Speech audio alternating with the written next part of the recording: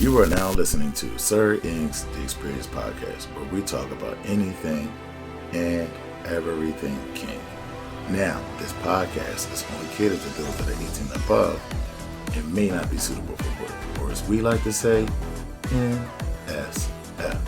But remember, you can always listen to us during your private time. Hello, kinky and kinkers folk out there.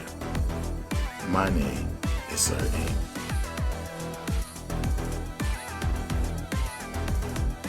What's good, everybody? Let's jump right into our topic, which comes from a follower of the Curious Girls Diary podcast. And her question was, what makes you feel desired, not just sexually, but as a man? Now, part of his response was being heard, obeyed, and followed.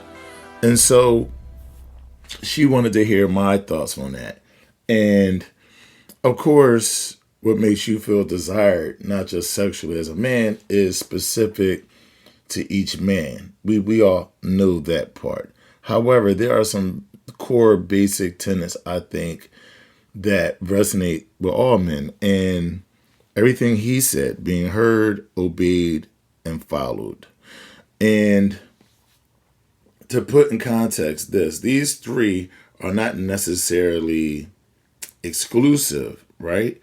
Being heard, obeyed, and followed means you hear me without thinking about a response or thinking about something else.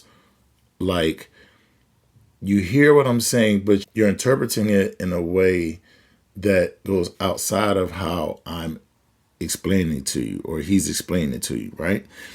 And then we have obeyed, and then we have followed. And so what this means is, if you hear me, truly hear me, which means I need you to be in that submissive position. When you're listening, it's a very passive position, whether you're male or female. So I don't want to get caught up in being submissive. So it's just a passive way of communication, right? You're listening.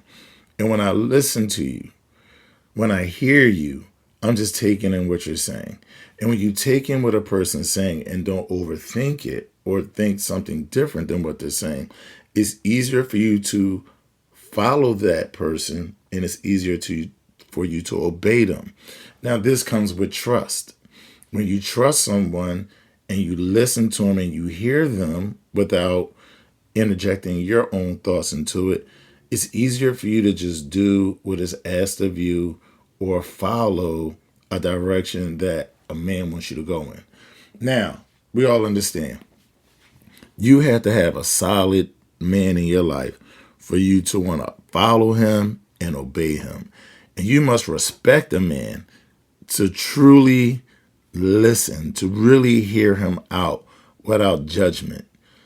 Because like Layla and I have talked about, sometimes women can make something out of nothing, or they heard what you said, but they have a hard time going with it. And I understand, ladies, you've been disappointed. There's a lot of guys out there that have false bravado. There's guys out there that don't make good decisions. And I understand why you don't want to listen to them and obey them.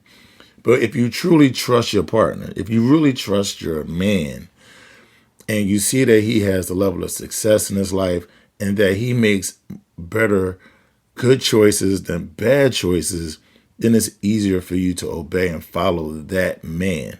There's no need to go against the grain. And what happens is so many women are raised independent, which is a good thing. We are never shaming women for being independent. However, in this independence, the problem with that is you may not know when to listen to your man, truly hear him out without wanting to not contradict what he's saying, but to challenge his thinking, to challenge his decision. Because ultimately, the leader in the relationship, when they make a decision that's final, it doesn't mean that your thoughts or sentiments about it isn't taken seriously or taken into account. But what it is saying is, I hear you, but I prefer to go in this direction. Because what happens is, when it all falls apart, a man knows he has to shoulder the blame for it, right? And it's really hard to accept failure when you followed someone else's lead as a man, especially if you're a man that makes good decisions more than bad decisions. And so I need my ladies to understand this about men. If you have a solid dude like that, it's okay. But if you have a man that has made bad decisions, make excuses, make bad decisions and subvert his responsibility, then yeah, I understand why you have a problem with following him and why you should not listen to that person as much, right? I get that part. But if you have a man that is a good decision maker, I suggest that you find a way to listen, follow, and obey the things that he says. It makes everything that much easier because if it doesn't go well, he's going to shoulder the blame. The problem is for men, if we go off of someone else's judgment or decision making and things go bad, a lot of times, ladies, you guys don't take responsibility for that stuff. You'll make an excuse, you'll explain it away, blah, blah, blah, blah. But then in the end, you'll look at your man and say, can you clean it up? Or you might not even ask for the man to clean it up. It's an expectation that a man has to clean that stuff up, whatever the situation is. So, it is not so tricky of a thing to do. We all just have to check our egos at the door. And if you're dealing with a dominant man, if you're dealing with and when I mean dominant, I don't mean dominant in a lifestyle BDSM. I'm just meaning a dominant man who's mastered himself, who has things going on. He can hold himself down and he can take care of others outside of himself. That type of man that deals with that kind of responsibility, that shoulders that responsibility, he revels in that responsibility. And this is why this gentleman is saying being heard, obeyed, and followed, because that is our core. That's at our core mechanism. That's at our core motivation is we have the pressure of making life happen for others other than ourselves. And we take that very, very personal. So when a woman that you're involved with, your wife, your girlfriend, or other doesn't obey you, doesn't listen to you, doesn't hear you properly, it is met with a feeling of disrespect. It is met with a feeling of not feeling valued as what you bring to the table as a man. It's almost like asking a feminine woman to be a decision maker and to hold the weight of everything that goes on in a relationship. That's completely unfair. And so, but a lot of women are used to dealing with guys like this. So they'll kick into soft mode and I'm doing it my way. We get all that. But we're talking about those kind of men that you don't need to make those decisions for. I just think a lot of us have to get used to, number one, dominant men have to seek out feminine women, feminine, submissive women. And when I mean submissive, I don't mean you don't have a voice. I don't mean that you have to bow down to everything. Some of the stuff these jerk-offs are saying online, get in the kitchen, cook and clean. We're not talking about that. We're not talking about the falsities that's out here. We're talking about a dominant man that sees a submissive, feminine woman who understands that her true power is in her femininity. It's not in her independence. If you're independent, then why do you need a man? That is the issue. So when you have a man that wants to be responsible for you, and remember, ladies, when I say responsible for you, in the end, as I always go back to this, when that window breaks in the middle of the night, your man is not going to look at you and say, go on, you tough girl. Go on, you independent woman. Go on, get that. No, he's going to get up and go address that threat. Just as well if you're laying in the bed with a beta male and the window breaks in the middle of the night, you're not gonna get up and address that. You're gonna look at him as he should. But he's going. What is he gonna do? Go lock the bedroom door and tell you to call the police and hide underneath the covers? And so you have to understand that at the core, a man's ultimate thinking is protection. And when you don't listen to a man, he doesn't feel as though you're worth protecting. And that is deep. So there are decisions that when a man is with independent type and she wants to go, wants to believe her own voice and all that, it's like, okay, we'll let you go out there and hit your head up against a piece of cement.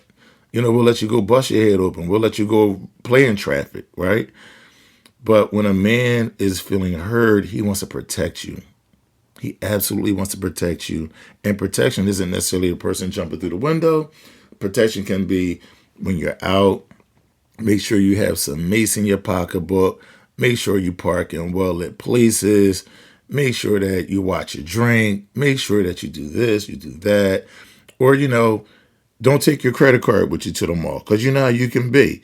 Protection can mean a various things, right? And you can say, well, it's my credit card, and, it's in my name, it's my bill, but I've dealt with guys in my business, my clients, who tell their wives certain things. Their wives ignore it. They run up this huge tab on their credit card, and then it becomes our bill, not his bill. I'm sorry, not her bill, but our bill. After the man done told you to stop spending money, and then maybe some guys have to go as far as cutting their credit cards. But this is all to protect not only our protection is not just physical, it's mental and it's financial as well, and spiritual. It's so much wrapped into it, ladies. And I know you guys don't think men think that deeply or think that expansively, but there are men out here that do. May not be a lot of them, may not be a lot of us, right? But many men do think this way, and our minds are always security first. Always security first. Then we'll think about our emotions and all this other stuff. But primarily, core thing about us is security in every way, because we always have to have our eye on what tomorrow may bring. When you're emotional, you can think about things in the moment, not necessarily what that decision in that moment will bring tomorrow. Men, calculated men, responsible men are always thinking weeks, months, years ahead. This is how you can progress going forward. This is how you grow. Having someone that's willing to sacrifice. So many men sacrifice themselves. So many men sacrifice the things they want for the happiness of their relationship. And when a man feels as though he's not being listened to, obeyed, or followed, he feels a level of disrespect. He feels a level of being undervalued. And the problem with that, ladies, is when things don't go right, y'all look to those men to clean that crap up. And a lot of times, and you know what? We're not all perfect, right? If you make a mistake, ladies, just say, listen, I'm sorry, I made a mistake. I should have listened to you, but I didn't. I'll do better going forward. That makes so many things just easier. That makes that man feel like, okay, she understands she was wrong. She's going to do better. Great. You don't mind jumping in, fixing that. But when a woman looks at you and like, well, you're the man, fix it. You're the man, fix it. Like, that is just absolutely ridiculous and absolutely taking advantage of someone else's good nature and the talent and value that they bring to your life. Men, ladies, you hold us accountable. You guys hold us accountable like crazy, right? Y'all hold us accountable for things that our friends might do in their relationships, right? The whole, like, your friend that messed up, he cheating or whatever, and then your lady look at you like you might be part of the gang. You might be part of that same energy. Like, you might be cheating too. Like, no. But see, men, we see that's John's problem. Women look at it like that's y'all problem. Y'all guys are birds of the same feather. And so we just have to get ourselves into a healthy position, gang. We really do. We really do. We really do. And also, dominant men, alpha males that have their minds right and are very pragmatic thinkers, they need to lean into women that are ready to follow and listen. You can't have an independent type woman that doesn't know how to not go it alone with her decision makings. That leads to a lot of fighting. I see a lot of guys in those situations. They're good dudes. They're alpha males, but they also are polite men, right? They're also men that don't want to argue. So a lot of times men eat things up and not speak on it, and that's not good. That's really not good. There's a lot of men that are suffering silently in their relationships, only to when the relationship ends to get out and be like, damn, I didn't really realize how awful my relationship was, or how bad I was, or how undervalued I was, or underappreciated, and receiving less. You weren't receiving femininity. You had a woman who's feminine, but she doesn't lean into her femininity as her power. She leans into her masculine as her power. And a lot of men we don't think like that. We'll meet somebody that we like and just try to make a relationship work. We don't look at it calculated wise, like, let me take my time and really see who she is in different situations so I can make a sound decision if I really want to be with this person long term. Because now we're wrapping in finances, commingling finances, household. Maybe each have kids that now you're putting kids together, or you might want to have kids. These are things that you can't always see the future. You can plan for it. You can't always see it. You don't know who someone is sometimes until you live with them. You guys know my whole thing is I need to know you for at least 2 years before I can understand what I'm dealing with as far as a woman. Is she feminine? How does that femininity work? How does she use it? Does she even know that she has power in her femininity? And do I need to teach her how to use it? Right? If she's the independent type, okay, that's fine. Is she independent outside the household? And then when she comes in, she knows how to check that down? Or is she just straight independent? She's not coming off that planet, and I'm going to have to deal with that. And a lot of times that's going to be a lot of headbutting. Is she worth the headbutting? Is she just a good person that has never dealt with a alpha male or a complete man, and eventually she'll wake up and see it? I don't suggest that you go down that road, because most people get above 28 to 30 years old. They're really who they are at their core, unless they have done some really some soul searching and some correcting of their own behavior. And most people just aren't. Most people are telling you, you're taking me as is. And the reason why I said, you need to wait some time, at least a year or two, in my opinion, because you need to see what triggers people. You could be with someone for over a year and then not see their triggers, and then something happen, they'll be triggered. You're wondering like, well, where did that come from? Because I didn't. What I might have done or what might have happened around us didn't warrant that reaction from someone I've never seen this from before, right? But then that person like, I'm triggered. This happened to me in my past life. That was something that they thought they were over, right? That was something they thought they were over, but now it's come back, and now you're dealing with that.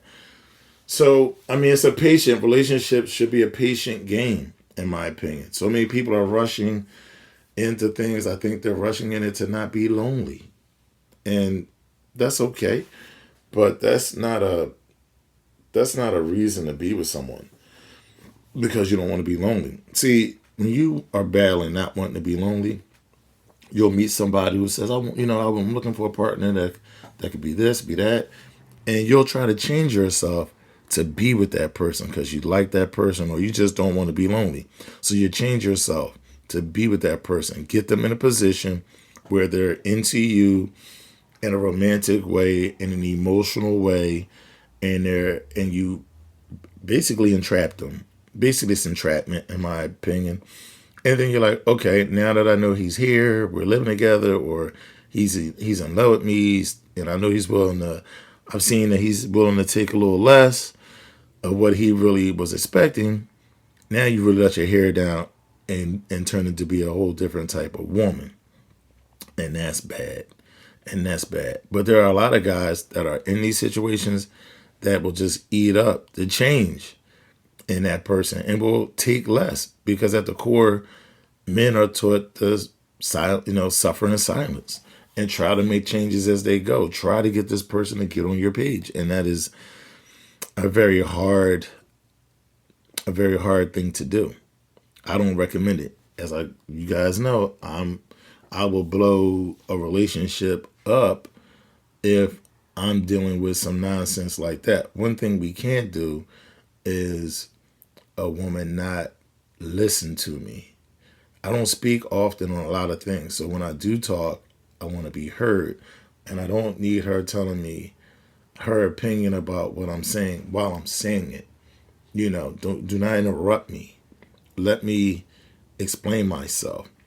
And one thing anyone's dealt with me can't say is that I don't communicate. They may not like how I respond, or what I say as a response, or maybe my expressions or something like that. But that's all part of it. I'm never saying that you can't say what you're going to say. I'm not really an arguer. I don't curse people out. I don't get into that.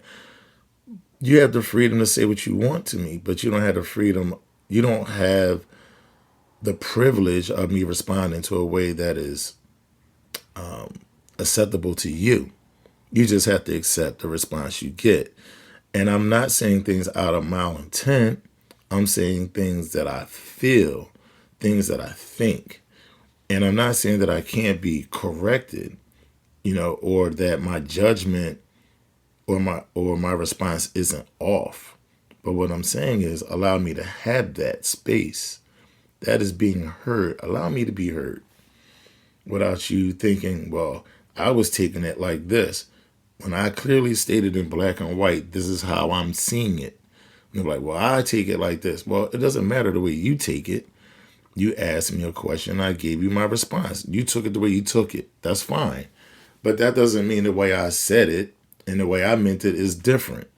Period. Like that's where we are. We just have to find a way to negotiate, And so, yes, I believe that being heard, obeyed, and followed are core tenets to alpha males, men that are very practical, that are very pragmatic and stoic. I think these are core tenets. And then there are other things that make men feel desired. Acts of kindness is really cool. Just making a man his favorite meal, once a week, once a month is appreciative from a man.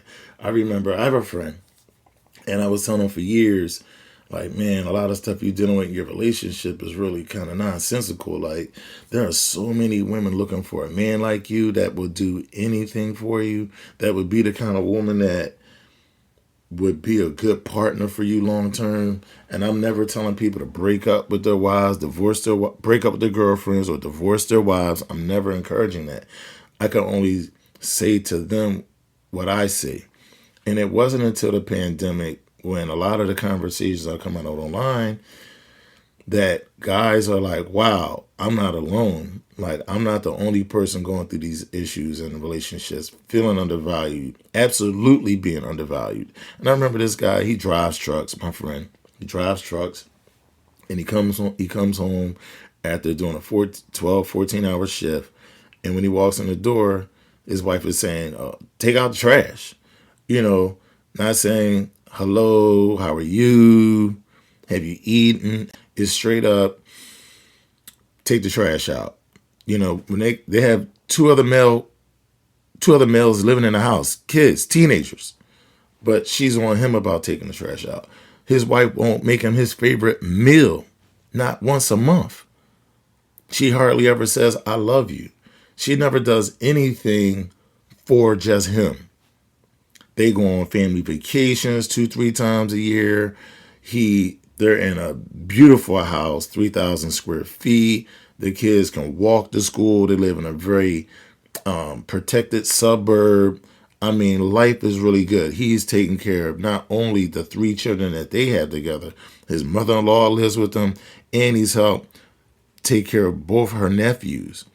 One that went to college that he still helps pay for, and the other one that went out on his own to, he's doing his own thing. But still, he helped raise them from being like 10 years old. Her sister's kids. All this stuff. And this guy can't even get his favorite meal, which is salmon, rice, and broccoli. And so I understand this. And he's been waking up and he's made some decisions in his relationship where he looked at his wife and said, look, I get it. Like, you're not going to be the kind of wife or the kind of woman that I need. You have certain traumas from your past with your father, and you're not willing to work through them as far as going to counseling and things like that. They've tried all that. He's exhausted all his resources to try to help her and help them in their relationship. She just doesn't want to do it. So he's like, fine, like really, we're just 2 friends living together. We're good friends, but we're not lovers. We're not having sex and all that thing. He's like, so you do your thing, I'm going to do my thing. But we cohabitate and we take care of our kids. So we go to Brazil. And while we're in Brazil, I always more than likely have a cook that comes through, especially when I travel with several of my friends. I have a cook come through to make breakfast and lunch. And some nights they'll come back and make dinner. So this one night, the cook comes back and makes dinner. And we're all talking, having drinks and things like that. And then she's like, oh, the food is ready. So we sit down. It's a beautiful spread. We have chicken. We have some beef. Everybody has what they want. And I looked at my friend and I pulled the cover back on the fish. I said, and here's your favorite meal, brother. I heard you. I heard what you like. And I'm just making sure that while we're here, at least you get your favorite meal here. And he looked at me and was like, my man, I appreciate you so much. And I told him, no, I appreciate you for being the kind of man you are. And these are the things you deserve. Unfortunately, you don't have someone in your household that's willing to cater to you in the least bit, that without you could not possibly have the life she's living. But because of her past trauma with her mother and father and the things that her father has done, she cannot not see her father in him, though they're completely 2 different men. And this is like why some people need to go seek therapy so they can be better not only for themselves, but for the lives, for the people.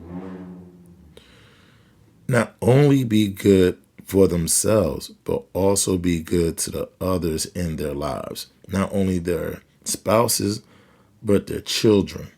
Because what are you showing your children? What are you showing your male children? You're showing them that a man should just suffer in silence and be treated less. A man does all this with not even getting his favorite meal, not once a month. So this is where we are. Not everybody's going to get it, and that's fine. But if you are seeking to have a harmonious relationship with a dominant man, I think that these are some of the basic core tenets. And I think anything else I can say can just come right back to this: being heard, obeyed, and followed. And it's not a ego thing for a man. It's how we're wired. If you're raised to be wired that way, to protect those that you love, But in return, I need them to listen to us, I need my children to listen to me, right? If your woman doesn't listen to you, more than likely she can sow dissent within your kids. They'll say stuff like, don't listen to your daddy, go ahead and do that. That's nonsense. So if you have the wrong woman that doesn't want to listen and obey and follow you, she can soil your kids into doing the same thing, dissent. She can sow dissent within your children. So now your children don't listen to you, she doesn't listen to you, and now you're a man suffering in a household where no one respects you. And that's no way to live. But what do you guys think? Is there anything that I might have missed? Is there something that you feel as though, guys, speaking to the gentlemen that are hearing this podcast right now, is there anything you feel as though that I missed that could be added on top of that go outside of these 3 tenets that this one gentleman said, which is being heard, obeyed, and followed. And it's about what makes us men feel desired, not just sexually, but just as a man. I would like to know. Let's discuss more on this topic, guys. But thank you for listening. And until next time, peace. So, you can reach me on YouTube and on all podcast platforms under Sir INQ. And I have a little change up, no longer on Facebook, but I'm still on Instagram under a new name, A_polite_savage. You still may be able to type in Sir INQ and still find me that way as well. I want to thank you guys for listening.